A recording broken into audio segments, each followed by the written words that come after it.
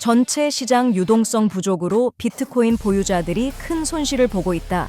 미국의 새로운 데이터가 우려를 일으키고 있으며 금리 인하의 강도가 비트코인에 대해 기쁨일까 우려일까?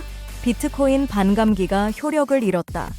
2016년이 마지막 기회였던 것인지 2020년의 폭등은 우연이었는가? This is a typical seasonal pattern where 1억 1,900만 달러가 선거에 사용되었고 다음 암호화폐의 수호자는 누구일까?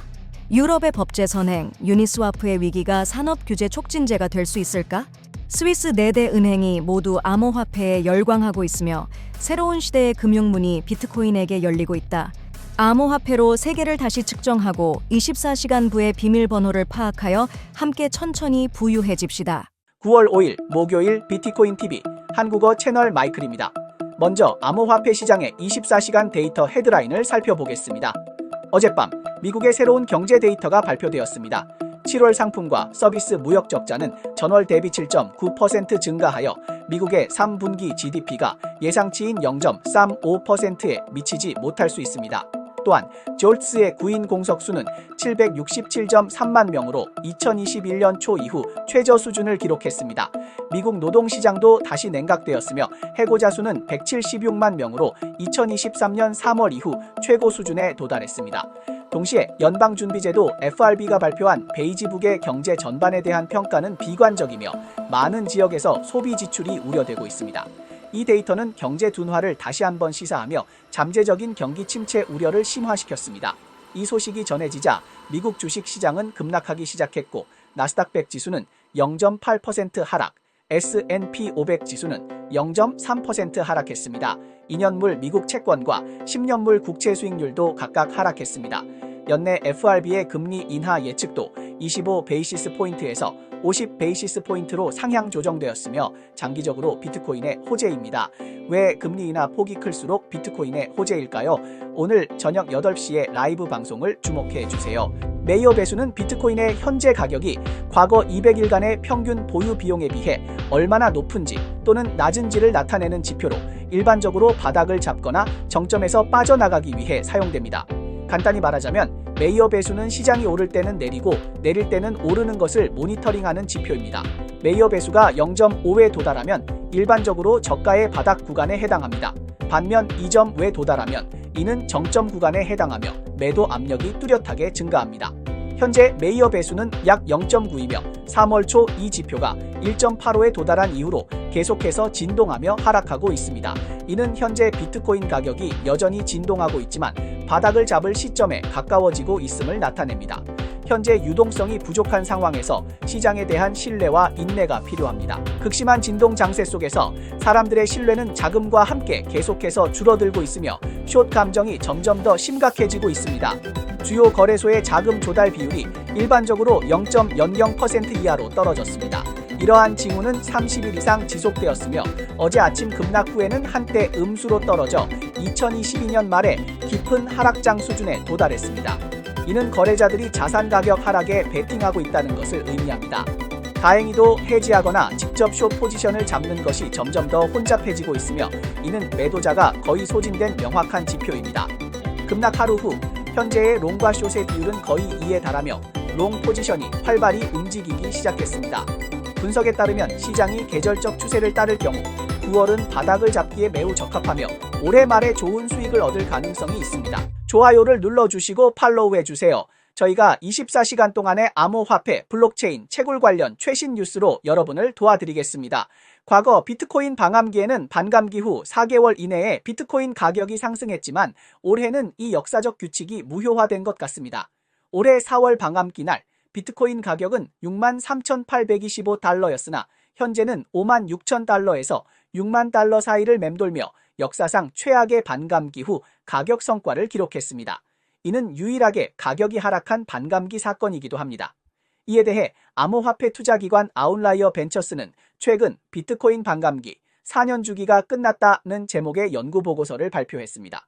이 보고서에서는 비트코인 반감기 사건 이후 비트코인 가격이 과거의 규칙을 따르지 않는 이유를 설명하고 있습니다. 함께 살펴보겠습니다. 보고서는 2가지 주요 원인을 지적합니다. 기본적으로 비트코인 반감기는 새로운 공급을 줄여 공급 부족을 초래하며 수요가 한정된 공급을 초과할 때 가격이 상승할 수 있습니다. 심리적 측면에서 비트코인 반감기는 공급 부족에 대한 인식을 강화하고 역사적 패턴에 따른 가격 상승 기대를 높여 미디어의 관심을 끌며 수요를 더 촉진합니다. 보고서는 2016년이 시장에 큰 영향을 미친 마지막 반감기 사건이었다고 주장하며 2017년부터 2020년까지 비트코인 거래량의 급격한 상승이 메모리 블록 보상 영향력 감소의 주요 원인이라고 봅니다.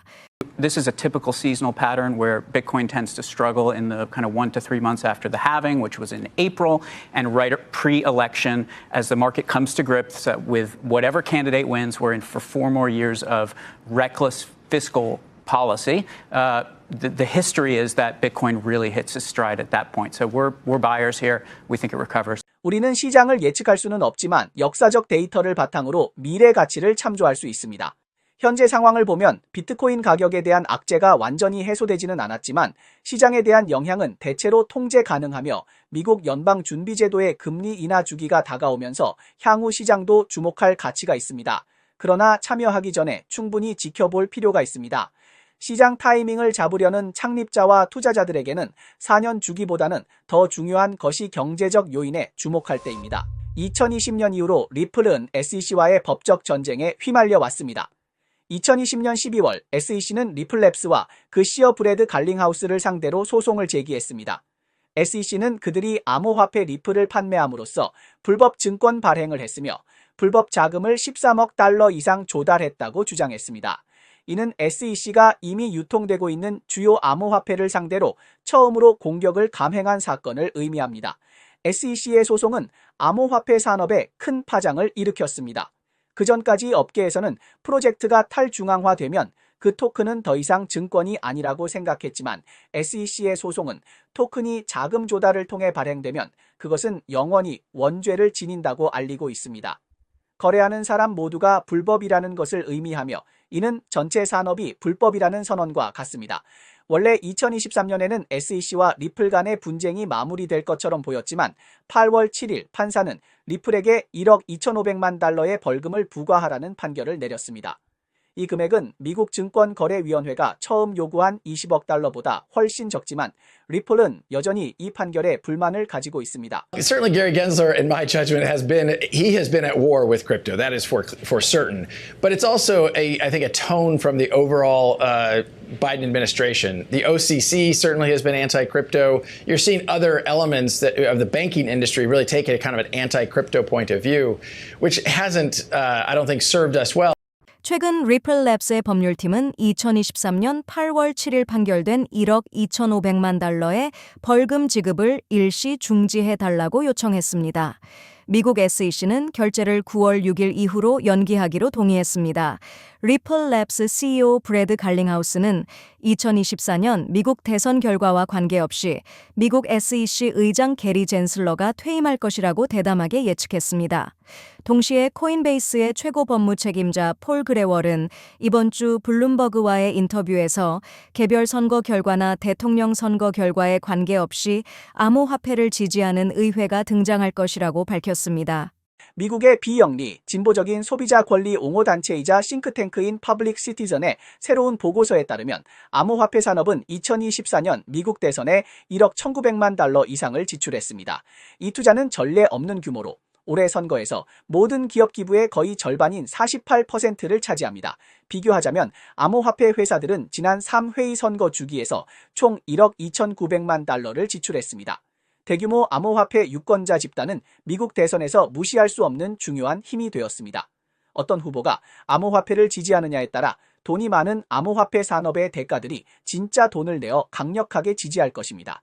따라서 코인계 대가들의 마음을 얻기 위해서는 게리 젠슬러는 반드시 물러나야 할 것입니다. SEC, CFTC, 뉴욕주 검찰총장이 공동으로 압박을 가하고 있으며 디파이 거물들은 어디로 가야 할까? 스위스 4대 은행이 암호화폐를 적극적으로 수용하고 있으며 암호화폐에 두바이가 등장할 가능성이 있다. 유니스왑은 최근 문제에 휘말리고 있습니다. 미국 증권거래위원회 SEC는 올해 4월 유니스왑 대해 일명 웰스 통지를 발송하며 이 디파이 플랫폼이 등록되지 않은 증권거래소라고 주장했습니다. CFTC 상품선물거래위원회 또 수요일에 유니스왑 랍스에게 17만 5천 달러의 민사 벌금을 부과한다고 발표했습니다. 게다가 뉴욕주 법무장관 레티샤 제임스도 암호화폐 거래 플랫폼 유니스왑에 대한 규제 공세에 참여한 것으로 보입니다. 두 명의 소식통에 따르면 지난달 제임스의 사무소는 유니스왑에 투자한 몇몇 벤처 캐피탈 기업들에 대해 소환장을 발부했습니다. 이들에는 잘 알려진 A16ZD와 유니언 스퀘어 벤처스가 포함되어 있습니다. 미국 규제 당국이 암호화폐에 대한 압박을 계속하는 가운데 세계 최대의 벤처 캐피탈 A1즈는 이미 런던에 첫 해외 사무소를 설립하고 초점을 유럽으로 이동했습니다. 한편 유럽 의회는 새로운 유럽연합위원회를 설립할 예정이며 이는 향후 5년 동안 유럽연합의 암호 정책이 변화할 가능성을 의미합니다. 선거 결과는 가을에 결정될 예정이며 코인텔레그래프는 유럽위원회가 이전 임기 동안 통과된 획기적인 입법, 특히 디지털 시장법과 디지털 서비스법을 보다 적극적이고 강력하게 시행할 것으로 예측하고 있습니다. 유럽 지역이 세계 최초로 포괄적인 암호 규제를 도입한 주요 사법 관할권이 되면서 규제의 명확성을 제공하고 미국보다 한 발 앞서 나가고 있습니다. 명확한 규제가 있다는 것은 가상자산의 컴플라이언스가 세계 무대에 본격적으로 등장하는 것을 의미하며 법적 확실성이 암호 분야의 빠른 발전을 촉진할 것입니다. 전 세계의 암호 규제는 거의 명확한 정책이 없으며 미국에서는 그것이 상품인지 증권인지에 대해 논의가 계속되고 SEC와 CFTC 사이에서 불확실성이 존재합니다. 싱가포르, 인도, 일본, 한국 등지의 규제도 아직 탐색 중입니다. 최근 유럽 의회 의원들의 업데이트로 인해 AI와 디지털 화폐 등 신흥 분야에 대한 법적 틀이 더 주목받을 가능성이 있습니다. 미국 대선이 아직 결정되지 않아 암호 정책의 방향이 불확실하기 때문에 각 암호화폐 회사는 유럽으로의 확장을 고려할 수 있지만 컴플라이언스 비용이 여전히 주요 문제 중 하나라는 점에 유의해야 합니다. 스위스는 항상 암호화폐 프로젝트 재단의 낙원으로 알려져 있습니다. 2014년 이더리움은 이더스위스라는 회사에 기반을 두고 이더리움 재단을 설립했습니다. 10년이 빠르게 지나갔고 20년 동안 약 2만 개의 암호화폐 재단이 스위스에 설립되었습니다. 스위스는 암호화폐에 대해 개방적인 법률과 완벽한 규제 면허 제도를 갖추고 있어 암호화폐 분야에서 좋은 평판을 얻었습니다. 그러나 스위스는 웹3에 깊이 들어가지 않았습니다. 최근에는 스위스의 주요 은행들이 평소와는 달리 웹3 분야에 진출하고 있습니다. 미국 매체에 따르면 스위스의 4대 은행 중 하나인 취리히 주립은행이 소매 고객과 제3자 은행을 위해 암호화폐 서비스를 공식 발표했습니다. 취리히 주립은행은 스위스 최대의 주립은행으로 피치, 무디스, 스탠다드 앤드 푸어스의 A등급과 대규모 자산을 보유하고 있어 세계에서 두 번째로 안전한 은행으로 평가받고 있습니다. 이번에 취리히 주립은행은 크립토 파이낸스와 협력하여 크립토 파이낸스가 보유한 규제 면허를 통해 암호화폐 수탁 솔루션을 대폭 발전시킬 계획입니다. 스위스의 4대 은행 중 포스트파이낸스도 암호화폐에 참여하고 있으며 2024년 싱룸방과 협력하여 소매 고객에게 암호화폐 서비스를 제공할 예정입니다. We don't have to deal with any of that, right? There's no politicians, there's no central board making these decisions. There's just Bitcoin going up and to the right, hopefully forever, and we don't have to worry about any of these decisions that destroy banks within one evening. 스위스 은행들이 암호화폐 분야에 진입하는 것은 사실 좋은 일입니다. 스위스는 정치적, 경제적으로 안정적이며 스위스 재단은 독립적인 법인 자격을 가지면서 주주가 없는 특징이 있어 암호화폐 분야에서 독특한 두 가지 장점을 지니고 있습니다. 올해 초 가을에는 새로운 유럽연합위원회가 선출될 예정이며 혁신과 디지털 기술이 유럽연합 정책의 주요 초점으로 설정되었습니다. 새 위원회는 가장 빠르면 11월에 취임할 예정이지만 현재의 추세를 통해 유럽의 암호화폐 분야에 큰 변화가 다가오고 있음을 느낄 수 있습니다. 이러한 환경 속에서 유럽의 새로운 두바이가 탄생할 가능성도 있습니다. 덕스 프로젝트는 오늘 아침 지난 48시간 동안 250만 명 이상에게 400억 개가 넘는 토큰을 배포했다고 발표했습니다. 프로젝트 측은 에어드랍이 가장 빠르게 진행되고 있으며 모든 자격을 갖춘 사용자가 곧 에어드랍을 받을 것이라고 밝혔습니다. 체인 데이터 추적 서비스 웨일 알러트에 따르면 베이징 시간으로 오늘 오전 7시 6분경 2억 개의 USDC가 코인베이스 인스티튜셔널에서 미지의 지갑으로 이동했습니다. 코인베이스의 CFO 알레시아 하스는 최근 미국 부통령이자 민주당 대선 후보인 카말라 해리스가 자사의 커머스 플랫폼을 통해 암호화폐 기부를 받고 있다고 밝혔습니다. 비트코인 마가진의 X 플랫폼에서 보도한 바에 따르면 지난 4년 동안 기업의 비트코인 보유량이 587% 증가했습니다. 세키 다크풀 프로토콜 레네게이드가 X에서 발표한 바에 따르면 레네게이드가 아비트룸 상장되었습니다.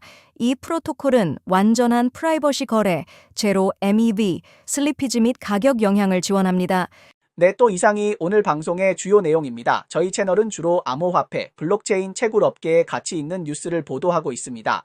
뉴스 외에도 심도 있는 특집 보도를 제공하고 있습니다. 채널이 유익하다고 생각되시면 공유와 팔로우 해주세요. 또한 회원이 되어 함께 성공해 자산을 늘려봅시다. 그럼 내일 또 만나요.